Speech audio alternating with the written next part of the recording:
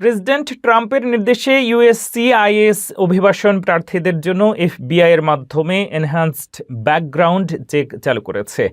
এই নতুন নিয়মে গ্রিন কার্ড ও নাগরিকত্বের আবেদনকারীদের অপরাধমূলক ইতিহাস আরও গভীরভাবে যাচাই করা হচ্ছে। ফলে যাচাইকরণ প্রক্রিয়া শেষ না হওয়া পর্যন্ত সব পেন্ডিং ফাইল আটকে দেওয়ায় হাজার হাজার অভিবাসীর ভবিষ্যৎ এখন দীর্ঘসূত্রতা ও চরম অনিশ্চয়তার মুখে পড়েছে। মার্কিন অভিবাসন ব্যবস্থায় এখন এক অস্থির সময় পার হচ্ছে। প্রেসিডেন্ট ডোনাল্ড ট্রাম্পের প্রশাসন অতি সম্প্রতি অভিবাসন আবেদনকারীদের জন্য এনহ্যান্সড বা আরও উন্নত নিরাপত্তা তল্লাশি বাধ্যতামূলক করেছে, যা দেশটির অভিবাসন অঙ্গনে বড় ধরনের নাড়া দিয়েছে।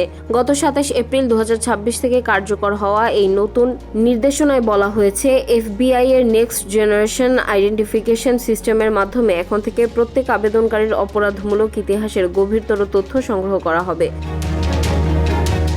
সবচেয়ে উদ্বেগের বিষয় হলো ইউএসসিআইএস কর্মকর্তাদের স্পষ্ট নির্দেশ দেওয়া হয়েছে যেন এই বর্ধিত ব্যাকগ্রাউন্ড চেক সম্পন্ন না হওয়া পর্যন্ত কোনো পেন্ডিং আবেদন অনুমোদন করা না হয়। এমনকি যাদের ফিঙ্গারপ্রিন্ট বা বায়োমেট্রিক তথ্য 27 এপ্রিলের আগে জমা দেওয়া হয়েছিল তাদের তথ্যগুলো পুনরায় যাচাই করার নির্দেশ দেওয়া হয়েছে। এর ফলে গ্রিন কার্ড, নাগরিকত্ব বা রাজনৈতিক আশ্রয়ের জন্য অপেক্ষারত হাজার হাজার আবেদনকারীর ভাগ্য এখন এক অনিশ্চিত প্রশাসনিক বেড়াজালে আটকে গেল। 2025 সালে দায়িত্ব নেওয়ার পর থেকেই ট্রাম্প প্রশাসন অভ্যন্তরীণ নিরাপত্তা জোরদার এবং অবৈধ অভিবাসন রুখতে ব্যাপক কড়াকড়ি শুরু করেছে।